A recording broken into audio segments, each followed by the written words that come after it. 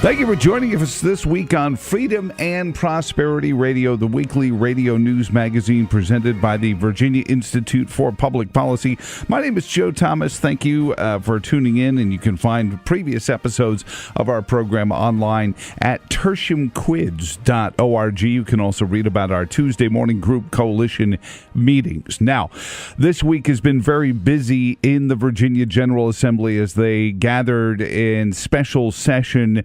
And one by one, it appears that many of those who had spent the last 6 years telling us how bad the Medicaid expansion under Obamacare was, and that if you voted for them, they would stand up for it. But several of them have changed their tune.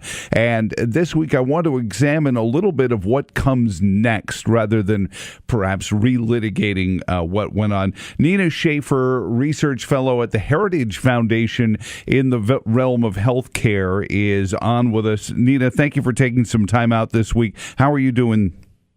I'm great. Thanks so much for having me on. Well, I wish I could have had you on the program under better circumstances where we could talk about better solutions. But as the Virginia General Assembly expanded Medicaid, they pointed to some examples, especially the work requirements within it, as examples of how it's going to be the conservative version of Obamacare and Medicaid expansion. Do you share their optimism about this?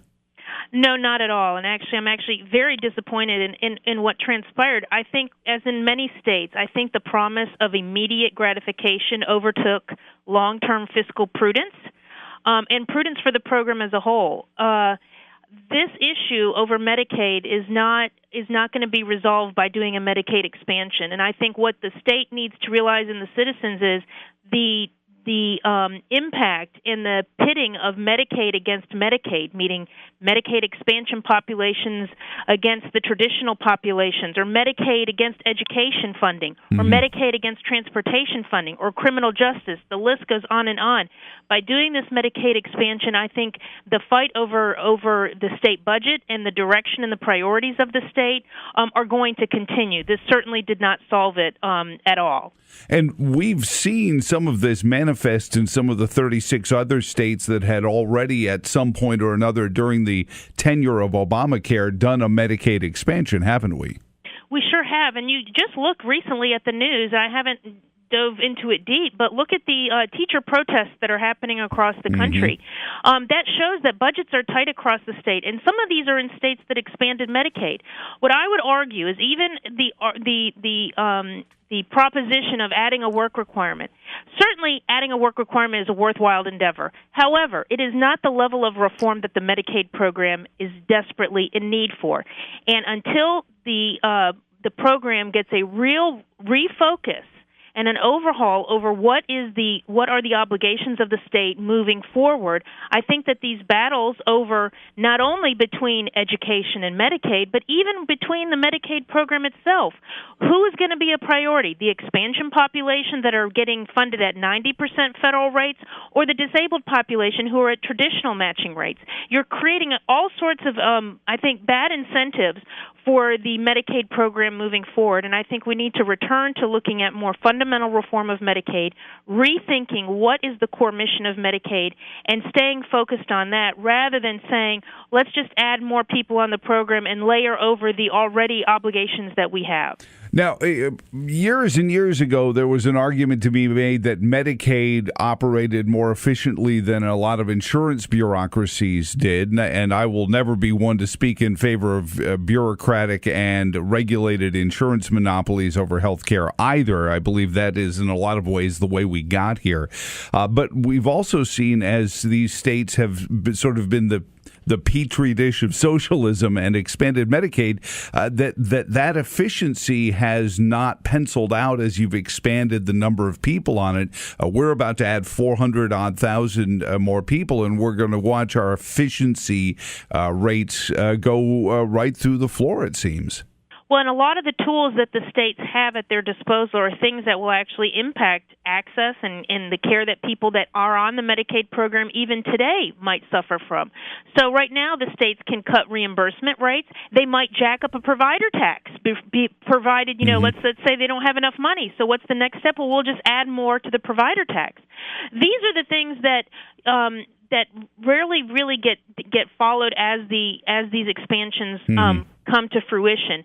And I think that that's part of the concern, is that there's such an interest in saying we expanded and we're getting 400,000 people on the program, but then what? And the more you add to the program, the more the demands for services and care are going to be stretched too thin. And I think that's the real problem here. And I think one of the disappointments is no one is doing anything to help fortify the program for the long term, for the people, the disabled populations, the elderly, the moms and kids who depend on it. We should make that the priority. To make sure that the people that are already on the program are served at the best capacity that we can provide them the right care at the right time. Nina Schaefer from the Heritage Foundation. One of my favorite little pieces in this is the idea that all these people are somehow not getting health care attention because of this, and that is another one of those wonderful little bits of bumper sticker rhetoric that I think has also not penciled out in some of the other states that have preceded us, and I'm worried that what happens next is sort of in the same way we watch communities protesting law enforcement not delivering what they're promised, that we're going to see people protesting the government health care providers that aren't delivering what they're promised, and the politicians riding out of town saying, oh, boy, these hospitals not doing what we want. Boy, that's crazy, and getting a hall pass on their complicity. Well, certainly I think it does not change. It's just kind of adding on to the status quo. So the problems that the hospitals have today, the problems that providers have, whether it's a physician, nurse practitioners, you name it, the problems that they face in the Medicaid program, in my opinion, will probably only get exacerbated under an expansion. And I do think that these are the challenges where you look at the short-term victory of saying we're covering 400,000 more people. And all we're doing is continuing to funnel money under a structure that is unsustainable for the long term. And I think that one of the big issues here that from a federal perspective in particular is, why are states rushing to do this? States could easily set up their own programs to help low-income people who do not qualify for Medicaid using state-only dollars if they felt that population was the priority for the state and that it was a travesty and a moral obligation to do it. The state has no restrictions to do that on their own. What is driving all of this is a federal financing mechanism that has the federal taxpayers, which, by the way, are also Virginia taxpayers, to pick up 90% of the cost of the expansion.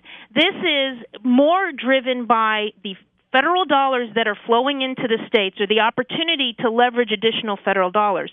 My bigger concern from a federal perspective is this is unsustainable. And while being, worrying about the deficits and worrying about the debt and worrying about the budgets today seems to be out of fashion, eventually it will come back into fashion. And eventually we will have Congress step in yet again and say things are out of control and we've got to get the federal financing back in order. And that is where the risk the states are going to hold, because Medicaid, just like other entitlement programs, are the biggest drivers of the federal budget. And if Congress gets serious about it, which I think it will, they will have to return to this. And that is going to change the dynamic of what these expansions are going to look like moving into the future. Well, Mick Mulvaney has already told the Virginia General Assembly that within a year the money is going to go away. And of course, it was 100%, and then it's 95, and now it's 90. And then now Mick Mulvaney says by next year it could be zero. Is this just the politicians turning this into a campaign issue to help progressive left-wingers win congressional battles? Protect Medicaid expansion now becomes the campaign rhetoric. We got it, now protect it by sending the, quote, right people to Congress to defend this funding? Well, I think actually Congress still has an obligation to get back to repeal and replace. And I think that's what is, still an unknown between now and the end of the year. We've had 10 years of Obamacare and really no significant legislative changes, minus getting rid of the individual mandate, the IPAB, but the underlying structure is still in place, and those are the problems. The failures of Obamacare are what is causing the increase in premiums, the lack of choice, the lack of competition. So eventually, Congress will have to return to Obamacare. It cannot sustain on its current path, and that includes the Medicaid expansion. If you see this administration's testimonies or the budget that this administration has put out, setting aside Congress, they have said that they are committed still to repeal and replace, which includes the Medicaid expansion. That's not me adding the clause, that's them adding the clause. So I think that when the issue comes back, when we return to the understanding that budgets are important, federal taxpayer funding of programs is important, there will be a return to the Medicaid expansion question. And I think the states will then be on the hook for more than they ever expected on the back end. Nina Schaefer from the Heritage Foundation on this. Now, the states, Virginia included, most of them all have constitutional requirements within their government to have a balanced budget. I don't see them saying we have to cut this. What kind of tax increases are these things going to start to manifest as this money goes away from Washington? Sure. Well, what we see are taxes on providers. So we'll see provider taxes, hospital taxes, taxes on the managed care plans that are offering care and services. We will then see, continued ratcheting down of options. You look at the state of New York, for example, who now put on a cap on prescription drug spending. And said if any spending exceeds that amount, they can go back and review what's available in the Medicaid formulary, and they will decide what drugs people can have and what they can't. There are a lot of tools that the states will impose that won't be direct, saying we're going to knock people off, but will undermine the underlying program itself. That is the challenge that we have when you continue to use Medicaid as a platform for single payer or a middle class health insurance plan.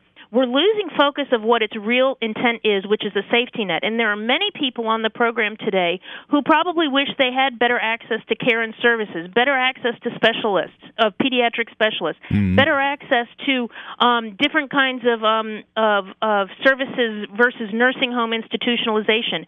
But in this current dynamic, those issues aren't getting resolved. All we're doing is adding another group of people onto a program that's already outdated and I think needs desperate times for a remodernization of it. Well, you mentioned ratcheting back of care. We certainly have seen the national health system in England and what can happen when a government bureaucracy or government bean counter starts to determine whether or not life-saving care for either a child or an older adult will pencil out for the taxpayer, and that decision is no longer made by the care needer or even the caregivers' families. And so we're back to where we were with death panels, or whether you want to call them advisability of care panels like Paul Krugman did. The government's going to have to be in that business, and I just don't see how that works out without protests in the streets and marches and more of the trouble we've seen manifest with our justice systems. And certainly to keep a rate of spending, by the way, healthcare costs continue to rise. So It's not like we've solved the problem on healthcare costs, which was the whole purpose of Obamacare. It certainly did not carry through. But it also then puts, again, the question on what other state priorities are going to be squeezed out by a commitment to Medicaid. Eventually, it will be, is it the children in our schools who feel that we need to, help the teachers, which is what we're seeing in some states? It's going to be these different interest groups at the states who are all clamoring from the same pot of money from the state that is going to, I think, they're going to be pitted against each other, and I don't know how that's going to pan out. The Virginia plan has a bed tax on hospitals, and the one General Assembly member I talked to said, well, we'll just have to raise the bed tax if that's the case. Yet this was promoted by the hospital associations in Virginia. Why would they want to promote something that they're getting hit with a tax unless they figure that's just going to get passed along to other people? Well, certainly it's going to get passed along, and then there's a threshold amount that I think that will be acceptable, and at some point the threshold's going to be too high. However, I want to point out this too with hospitals. Many of them highlight the need for, we've got cuts here, and so this is why we need to do Medicaid to make us whole again. I think we need to be more direct and more transparent about what's happening. If the hospitals truly are losing money because of cuts elsewhere, then let's have an honest discussion about what those cuts are and whether those need to be addressed, rather than using Medicaid and the federal funding for Medicaid as a piggy bank to make these providers whole. This is the whole problem we have, a very opaque system for paying people to provide care to not only the Medicaid population, but to those that don't have health care coverage today. Let's have a more honest discussion about how we're financing this, but don't use Medicaid in the promise of saying, we're going to add all these people on so that we can then recoup some of our resources through the Medicaid program. Let's have honest discussions about line item spending and cuts, and let's address those core issues rather than using Medicaid as a piggy bank. I worry that we're establishing sort of a system where almost in the same way people look at public schools, I don't want my kid going to that public school, that's a bad public school. We'll have Medicaid hospitals versus private hospitals, and everyone's going to want to go to the private hospitals because the Medicaid hospitals are where the less than high quality medical care is. And they become almost like triage clinics, because we already see in these programs where there are very, very few doctors that will accept them because they don't pay very well, they don't pay very promptly, there's always a fight over it. Is that a danger as well in terms of if the issue is truly better health care for all Americans? Well, I think it's interesting that when the passage of the Affordable Care Act came down, they made it very clear that if you were eligible for Medicaid, you were not eligible to participate in whatever they called their private market. So there is a clear indication that there is a line in the sand for folks, and they don't want people to be able to choose the kind of plans that they want. That's the kind of transformational reforms we really should be pushing for in Medicaid, which is to allowing individuals to say, I'm not getting the care I think I need in the Medicaid program. I want to buy a private plan, or I want to go and shop and get the care that I need on my own, not be beholden to the government of telling you what you can and cannot have. Those are transformative concepts to introduce into the Medicaid program. But too often we're looking at nibbling around the edges that will not make the direct change, that the long-term and lasting changes we need to Medicaid. The Congressional Budget Office recently came out with their projections of what the future of the budget looks like, and they said still today, despite Obamacare, again, the promises that have been undelivered under there, we still have rising health care costs, and much of that is driven by the baby boomer generation going into retirement. That impacts not just Medicare, that impacts the states, as more elderly people will be looking towards the Medicaid program for their care and services. And I have yet to see states who are talking about Medicaid expansion really getting at these core underlying issues. Instead, they're focused on how to minimize the damage of the Medicaid expansion, but aren't looking at the program and the whole. And that's why I think that these are disappointing and that these decisions are very short-term gratification, and we're losing the long-term prudence of fixing and reforming a program that is in desperate need of one. Is there, and what really is puzzling in Virginia's General Assembly is not like it was led by Democrats. Both the House and Senate, though by thinner majorities than they ever had been, were led by Republicans.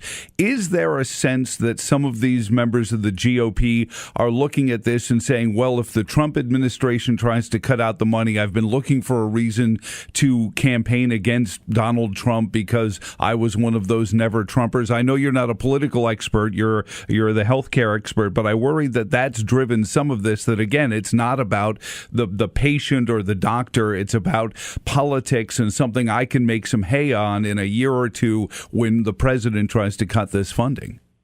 I have not thought of that angle, but I would say what I think is probably even worse is it's all back to the money again. I think states see the temptation of this idea that this federal match rate is going to stay at 90%. We have no other population on the Medicaid program that receives a 90% match rate. One could argue that perhaps disabled need a better match rate. Sure. Now, and you know, I'm sure that those on the left would be happy, and the states included, would be happy to cost shift more of the cost onto the federal government. But at some point, a day of reckoning is going to come, and the idea that there is free federal money, free federal taxpayer money to support these programs is going to come to roost. And I think that that's going to be the biggest problem, is that the states are continue to believe that this is the future moving forward, where I think this is a temporary blip, and that the reality of budgets, the reality of deficits are going to return, and Congress will act, whether it's with a repeal and replace bill or with a straight-on budget bill that is going to change the structure of the Medicaid program moving forward. Last one for you, Nina. What gives you hope that they will do that? They've had 2 years with a president ready to sign what they bring him.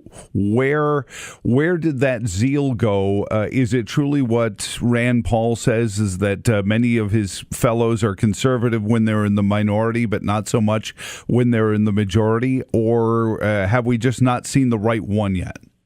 I would just say that what last year when there was the push for repeal and replace, some dynamics happened that they fell short. But that always happens. I think now, as the summer comes on and as the season continues to roll towards elections, I do think that the American people are going to hold those elected officials accountable for saying that they have done something to help the rising cost of Obamacare, the lack of choice that people have, and the lack of flexibility that states have to address the needs at the state level. And I think that that momentum will pick up over the summer, and I think that there is hope.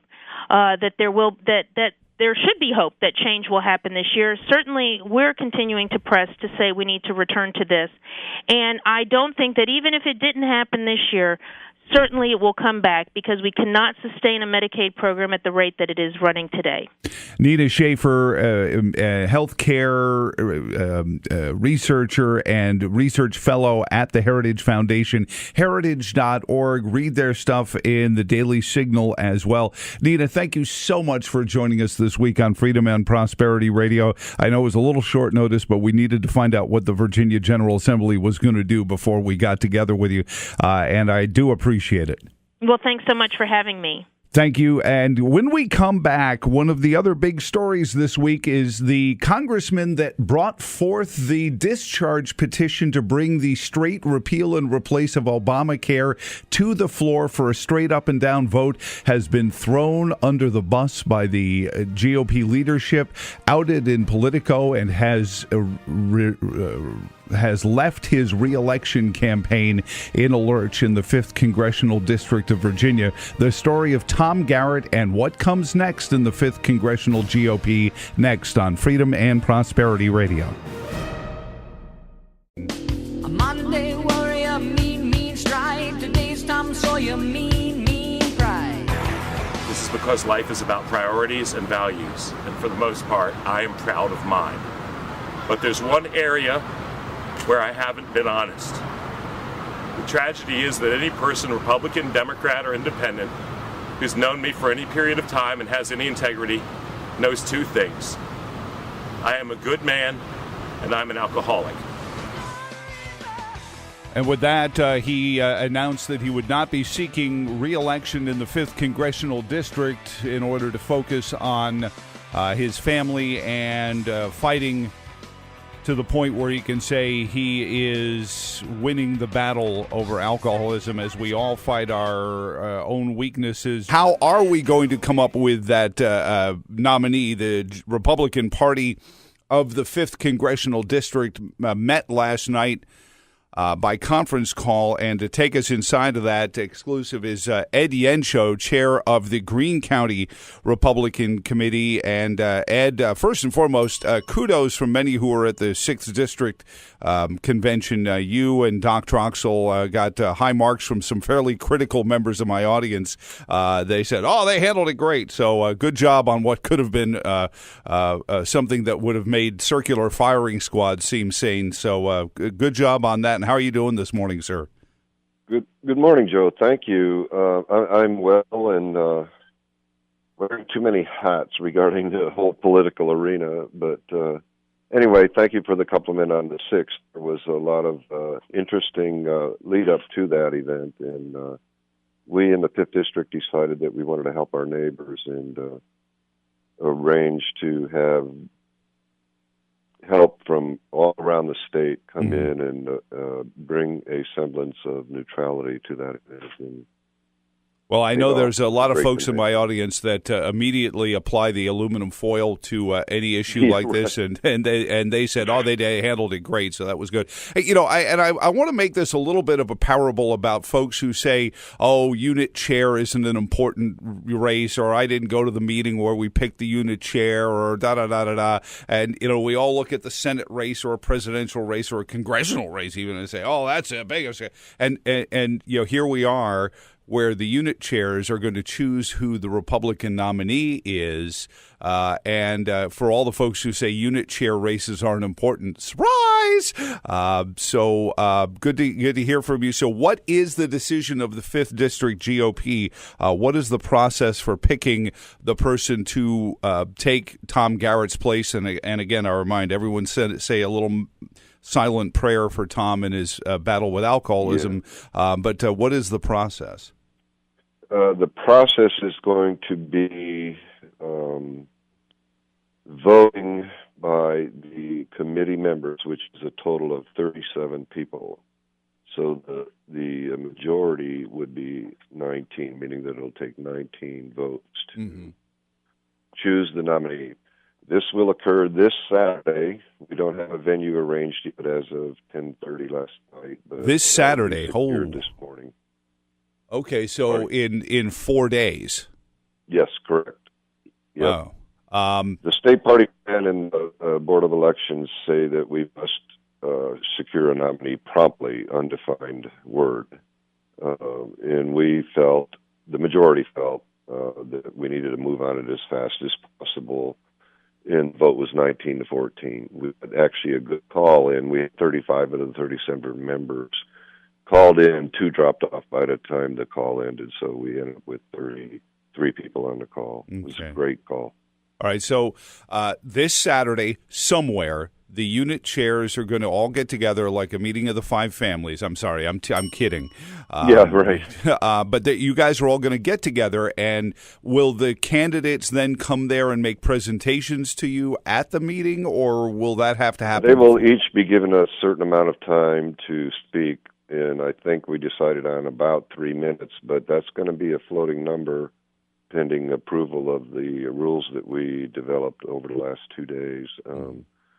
But more significantly, all 37 members are known by the people applying, and we've all been inundated with phone calls, texts, emails, and instant messages already. Well, and for those... like Aaron Gulberson, who want them to get off the radio, my point is, if your membership in the Greene County Committee hears a candidate they like, or maybe they're predisposed to one, can they email you and say, hey, Ed, I'd like you to support, or I support so-and-so because of this? Yes, I posted yesterday a letter that I sent to our committee indicating that once we know who all the nominees are, I will be emailing the committee with those names, and I'm asking them to reply back individually to me their first, second, and third choices, and then I'll do a spreadsheet tally. Okay. First place getting 3 points, second place 2, and third place won. Well, that's ultimately, and I always worry about these things being viewed as non-transparent or intransparent in some way, because you guys have been chosen. You were elected by your unit membership to represent them anyway. But then there's always that feeling. Elected by the county, actually, in our case, either the county or city, not the unit membership. But the Greene County Republican Committee, I was there. I was at the convention, Ed. Yes. But it's voters in the county that elect you, not the members of the committee. All right, but I'm saying now I get your point. I'm sorry, I missed the parlance in here. I had my finger in my ear. You're right on that, and so we've got Denver Riggleman is actually coming up next on the program. Jim McKelvey is coming up. We'll reach out. Who is on the list as of right now? I just got a letter from Joe Whited that he's announced his intention. Martha on the program yesterday. I'm trying to think of his name now. The delegate up in Fauquier County. Oh, Webert? His name is slipping me. Webert? Yes. Yeah, I had seen his name as well. We have 5 so far that have declared. Okay, Michael Del Rosso wasn't one of them? Yeah, he is. Oh, he is. He okay. declared yesterday. Okay, so all these folks will have an opportunity to make their case to you. We'll put them on the air and let the listeners hear them if they don't know. Some of these folks they've heard from quite a bit before, with the exception of Webert. At least in this neck of the woods, most of these folks are fairly familiar names to the listeners of the program.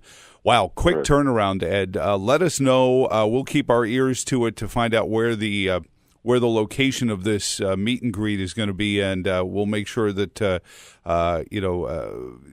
we give you full coverage of it as well. But again, as we said, I'll keep you abreast, and I think we should know that by late morning. We're also going to put out an official statement. Melvin Adams, our district chairman, will put out an official statement in which we drafted this morning of what occurred last night. Real quick, it was a very clean process. So we will know Monday who the nominee is. The list ranges from members of the House of Delegates like Delegate Webert and Senator Stanley to former Garrett opponents like McKelvey, Del Rosso, and Whitehead. Up next, 2 frequent contributors to this program who are also on that roster, Denver Riggleman and Martha Boneta, next on Freedom and Prosperity Radio. Joining us now, she is, of course, everyone's favorite family farmer, back from Martha Boneta. Are you done jet lagging on your back from Israel? Have you gotten back on East Coast time? Martha? Yes, absolutely. And, you and I were at Tom Garrett's wedding. I think you were at his wedding with Fauna, right? Just 2 years ago, as a matter of fact. Just 2 years ago. It was just their anniversary. And, Tom's legacy is a legacy of a great man who represented his constituents with honor and dignity. This is a man that served our country and did so with honor. And like people all across Virginia and all across our nation, my eyes welled up when I heard Tom. I know. Well, you and I were actually on the phone with each other when the announcement came out, and it caught us both completely unawares. Now, it takes incredible courage to do what he did, and it's just another way as Americans, as people, to think about. We never know the struggles that people have. Yep, we never absolutely. know what they are, and I have such admiration and respect and true love for Tom. For his announcement, and I think it gives courage to people all across the country to have the courage to take care of their families and to make their families a priority. And we all have to remember and learn the lesson that we all have those weaknesses and those weak spots, and we gain strength from them when we admit them. And I even was talking about this a little earlier when we try to hide things, or we don't share things. The hiding of them always winds up being worse than the sharing them at the end of the day. And that's why I hope. Now I understand you have some sort of announcement. I don't know if it's an announcement of what kind. So I've got our house drummer standing by here. Well, I love Virginia with all my heart, and I love the 5th congressional district. I mean, the hardworking people, the voters, the citizens of the congressional 5th, they are the most passionate and dedicated. Mm-hmm. And I know in my heart that there is so much love for Tom Garrett, and we have an opportunity here to carry on the legacy of great representation in the 5th by having a strong conservative Republican running. And I had no intention of running. In the last 48 hours, I've been flooded with calls and support from individuals asking me to run. And as of this moment, that's where my heart is. And you know, we have great candidates in the 5th, but right now that's where my heart is. And I'm again having had no intention of running whatsoever.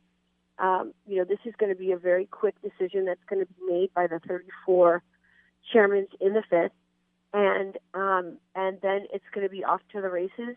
It's going to have to be a candidate that is able to literally drop everything and entrench 100% with every breath they take between now and November. And I'm humbled and I'm honored that so many have reached out to me, and that's where my heart is right now. So to just recant, so your heart is to, if they call you, you will go? Yes. There you have it, sports fans. But again, this is something that the 5th Congressional District unit chairs. Have you reached out to any of them, Martha, to let them, he or she, know this? I've had several friends call me in the 5th, and I trust the hearts of the 5th chairman because they represent their constituents. They know the heart of their constituents. They know the 5th. And I trust their decision, whatever it may be. I'm not a career politician. I'm not a politician. I am an outsider that's a fighter. And the opposition in the 5th, the candidate that's running in the 5th, is someone that would be devastating to the Commonwealth, to Virginia, to the 5th, and to our nation. And we must keep the seat. And the candidate that runs has to be a fighter, and I am certainly that. Oh, and, yeah, we know that. I'm humbled. Yes. And we'll stand by and wait and see what the 5th District chairs decide, but that is something for them to consider. Appreciate you reaching out to us and letting us know, and we will stay tuned. A quick one before we have to run to break. If for some reason the 5th District chooses Denver, will you support? Yes. Okay. Absolutely, without hesitation. Denver Riggleman. Denver, good morning. How are you doing, my friend? Good morning. I'm doing good.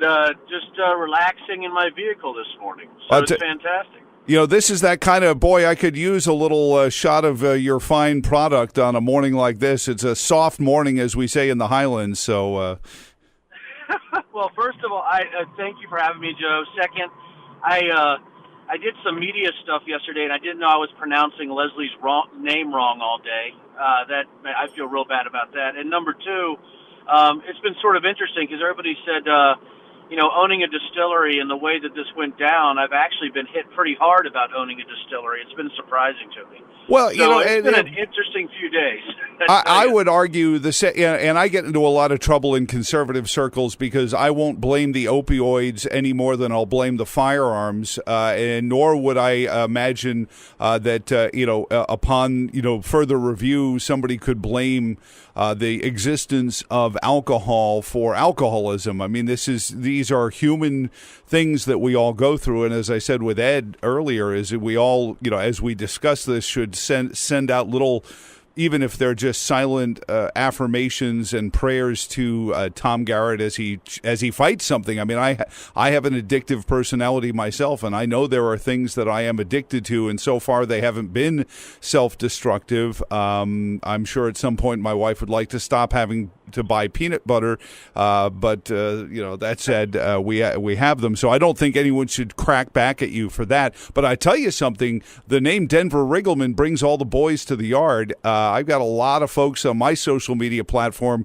that are big fans of yours. What do you want somebody who's not sure what they should tell their unit chairs in Fluvanna or Nelson or Buckingham or Greene counties or Charlottesville about this race that you want them to know before Saturday? Well, I think this, first of all, this is sort of unprecedented. What has it been, Joe, 5 or 6 days? 7 days of, just sort of running around, trying to, actually, I've been just calling the unit chairs and the voting members in the committee and just saying, hey, here's what, would you support me? Here's what we want to do. But for me, what I've noticed is my specifics. When you actually run a business, right, with, multiple regulatory agencies. I have 8 of them, I think 9 of them. When you're a senior consultant for the Office of Secretary of Defense, where you're actually leading a program for electronic warfare and countermeasures, and you get to prioritize and look at the priorities of the military sort of strategic complex, I just have some insights that are so specific to how things should be done that I could put those specifics out there. So if you're talking economy, if you're talking tax restructuring or tax cuts, if you're talking regulatory restructuring, anything like that, or you're even talking about defense strategy, you're talking about foreign affairs or, how we're going after hegemonic powers. I have very specific things I do operationally in the Pentagon, but also as a businessman and as a former CEO. And by the way, Joe, I'm now CEO of a brand new DoD company I started and just secured my first federal contract last week. It took me about a month, right, because I had a company beforehand. Mm-hmm. So not only on the service side, but also on the manufacturing side, I got some specifics, I think, that other people can't really bring to the table when it comes to talking about what actually works economically. And I think that gives me a real advantage when we go to talk about these things, because I love a lot of the people in this race. There's some good people that have joined this race. There's been no rancor. There's been no anger among any of them because it has been so quick, but also we realize how important this is. And I think the committee does too. The integrity that they've had and how they're going through this has been very upright, and I'm pretty impressed with the 5th District Committee, and I'll support whoever they choose because they're in a very difficult situation, and I appreciate that. So I think it's the specifics of what I bring to the policy fight, and I'm a little bit different when it comes to property rights. I'm a staunch supporter of that. As you know, but I'm also a freedom guy as far as individual liberties, criminal justice reform. The one thing that I think Tom Garrett was very addicted to, as we talked about, was truth, and I'd like to, continue to bring that to the 5th District. Well, and that frankness, I think, always threw people off because you don't expect that from an elected official, Denver, and certainly that would be there. But let's talk nuts and bolts for a second because I think the unit chairs and the unit members that will contact them need to know, can you put together the team necessary? Because honestly, listening to you talk, you're everything that Leslie and her husband have written chapter and verse is wrong with the U.S. association with Israel and all of these things. So, I mean, there are stark contrasts between the two of you, but can you build a team of folks? We all remember the Whiskey Rebellion as you ran for governor a couple of years back. But can you get that team together in time to make a serious fundraising push as well as getting to all the corners of the 5th District in the next few months? I can. When I ran for governor, it was, boy, what a learning experience. It's almost like preparing the battlefield. And sometimes, even if you think you know what's going on, politics is not like I really thought it was like a military campaign, that I could mission plan it just like I would do. But as a secret agent of the Mossad, Joe, who I was able to make secret phone calls and get the right people together to make this happen. And actually, I have about 8 to 9 people already that want to be on the campaign team for Congress. A lot of them. Mm-hmm. A lot of them are very successful. I raised $100,000 in 4 weeks, 4 to 8 weeks when I ran for governor, and I was very surprised that people actually donated to the campaign. And those same people I started to reach out to, and they're like, absolutely, Denver. Not only that, we have more people we want to bring to the fight. There's some very big donors that are very independent-minded that I talk to, and they're like, Denver, we're ready for this. We put up a website as fast as you can imagine. I did laugh, though, Joe, on Twitter. Somebody took the Denver for Congress as soon as it is hilarious. I mean, there's dancing people in American thongs. And I tell you, I really appreciate those people, and I think that'll get me votes because I've always been a good dancer. I think so. I put together a very strong organization. We were first out of the gate. I'm just very excited about what we can do for Congress. As far as my differences with Leslie Coburn, is that correct? Coburn. The CK is Coburn. silent. CK is silent. Well, I'm going to do all my words like that today. I think we're so philosophically and starkly contrasted. Everybody goes, "What's your difference between Leslie Coburn?" I said, "My goodness, you probably could count 100 different things in the way we view America, and the way we view our defense relationships with Israel, the way we view everything that we do." So, Joe, it's going to be pretty exciting when I win. All right. Well, see how that goes down. Well, we got to get through Saturday. You make the pitch. If you are a member, it sounds like many of the unit chairs are hoping to do as much of a transparent, get with them, email them your first, second, and third choices. George Urban, of course, the Charlottesville chair is actually one of the candidates, Michael Del Rosso. Ed has talked about this, and Fluvanna as well. Let your unit chairs know who you like. And what is your website or your Facebook page, Denver? Yeah, so Denver for Congress is certainly my page as far as Denver for Congress is my Facebook and website. And then Denver for VA is my Twitter handle because, you've got to go in the Denver for Congress, Joe. Those guys, whoever, it's hilarious. It's brilliant. Squatted on Actually, it. not my page. Yeah. Well, no phrase is as good as "hurt U.S. Congress," but that was a one-time thing. Robert once told me, he said there were people in Arizona and Oregon ordering his yard signs just because they loved the yard sign "hurt U.S. Congress." The sentiment. I love that, actually. But anyway, God bless you, sir. You have a great morning, and thank you for checking in. And again, it's Saturday when the unit chairs will make the decision. Denver for Congress, or on Twitter, Denver for VA. Thank you, sir. Thank you, buddy. Take care, Joe. And thank you for joining us this week. For everyone at the Virginia Institute for Public Policy, my name is Joe Thomas. Till next week, so long, and thanks for all the fish.